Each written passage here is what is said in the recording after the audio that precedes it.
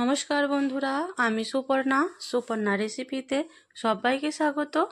আজও হাজির হয়ে গেলাম নতুন একটা রেসিপি নিয়ে। আজ আমি বানাবো কাঁঠালের কোপ্তা। অনেক রকমই তো কোপ্তা খেয়েছো, একবার এইভাবে কাঁঠালের কোপ্তা বানিয়ে অবশ্যই দেখো। তো প্রথমে আমি কাঁঠালগুলোকে এইভাবে ছোট ছোট করে কেটে সেদ্ধ করে নিয়েছি আর ভালোভাবে জলটাকে শুকনো করে নিয়েছি। এরপর এর সঙ্গে দিলাম একটা সেদ্ধ আলু। এবার ভালো করে কাঁঠার আলুকে আমি হাতে করে ম্যাশ করে নেব। তো এইভাবে আমি সব কাঁঠালগুলোকে হাতে করে ম্যাশ করে নিলাম। এর মধ্যে দিয়ে দেবো আমি 1 কাপের মতো বেসন, দিয়ে দেবো কুচনা রসুন, দিয়ে দিলাম কুচনা আদা, আর দিলাম কাঁচা লঙ্কা কুচি, পেঁয়াজ কুচি।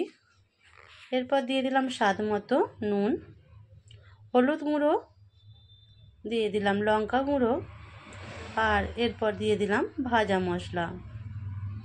সব কিছুকে এবার হাত দিয়ে আমি খুব ভালোভাবে মাখিয়ে নেব। তোমরা চাইলে এর মধ্যে বেসনের জায়গায় ময়দা কিংবা কর্নফ্লাওয়ার ব্যবহার করতে পারো। তো দেখো এইভাবে আমি মাখিয়ে নিলাম কাঁঠালটাকে। এবার হাতের সাহায্যে গোল গোল করে আমি একটা শেপ দিলাম। তোমরা চাইলে লম্বা কিংবা চ্যাপ্টা আকার দিতে পারো। এইভাবে আমি সব কোপ্তাগুলোকে বানিয়ে নিলাম। এরপর ওপর থেকে একটু দিয়ে দিলাম হালকা করে ময়দা। তেল গরম করতে দিলাম। তেলটা গরম হয়ে গেলে এবার আমি কাঁঠালে যে কোপ্তাগুলো বানিয়েছিলাম এবার তেলের মধ্যে আমি ছেড়ে দেবো।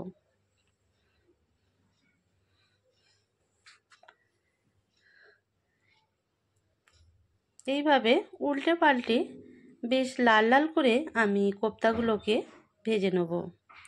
এইগুলো এমনি মুখেও খেতে কিন্তু ভীষণ ভালো লাগে। তো দেখতেই পাচ্ছ কত সুন্দর কালার এসেছে। এবার আমি কোপ্তার বলগুলোকে তুলে নেব।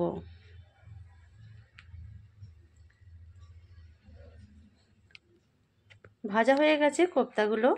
এবার ওই তেলের মধ্যে আমি দিয়ে দিয়েছিলাম গরম মশলা, আর দিয়েছিলাম তেজপাতা, আর একটা শুকনো লঙ্কা।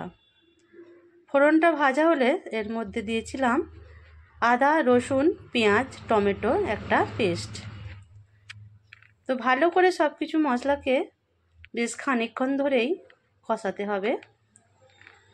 তো তেল ছেড়ে এসছে দেখতেই পাচ্ছ। এরপর দিয়ে দেবো শুকনো মশলাগুলো।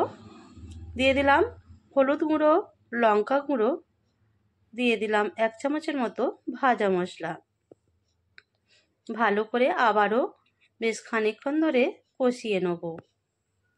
মশলা যত কষানো হবে ততই ভালো হবে। এরপর দিয়ে দিলাম ফেটানো টক দই। টক দইটা দিয়ে আবারও ভালো করে আমি একটু নাড়াচাড়া করে কষিয়ে নেব।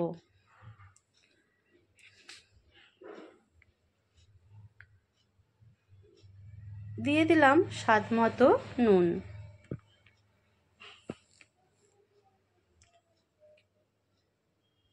বেশ খানিকক্ষণ ধরেই কষানো হয়ে গেছে, তেলও বেরিয়ে এসছে।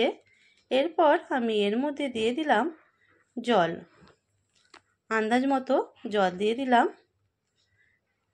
যে যেমন গ্রেভি রাখতে চাও সেই হিসাবে জল দিও। তো বেশ খানিকক্ষণ ধরে মশলাটার সঙ্গে জলটা ফুটে উঠলে দেখো এবার ভেজে রাখা কাঁঠালের কোপ্তাগুলো আমি ছেড়ে দেবো। তো এটা আমি ঢাকা দিয়ে সেদ্ধ করব না, ভেঙে যাবে বেশি সেদ্ধ করলে। তো অল্প একটু আমি জাস্ট নাড়াচাড়া করে জলটা মেরে নেব। দেখতেই পাচ্ছ জলটা অনেকটাই টেনে নিয়েছে। এবার একটা জায়গার মধ্যে আমি এটাকে ঢেলে নেব। তো দেখতে কত সুন্দর হয়েছে দেখতেই পাচ্ছ। তোমাদের আমি একটা কোপ্তা ভেঙে দেখাচ্ছি যে কতটা সুন্দর হয়েছে। ভীষণই সফট হয়েছে। এটা ভাত, রুটি, লুচি, পরোটা সবার সঙ্গে ভীষণই খেতে লাগবে। তো আজকের আমার এই কাঁঠালের কোপ্তা কারি কেমন হয়েছে অবশ্যই জানিও। ভালো লাগলে একটা লাইক, শেয়ার, কমেন্ট করে দিও। আজ তবে এটুকু, আবার আসবো আগামী দিনে। ধন্যবাদ।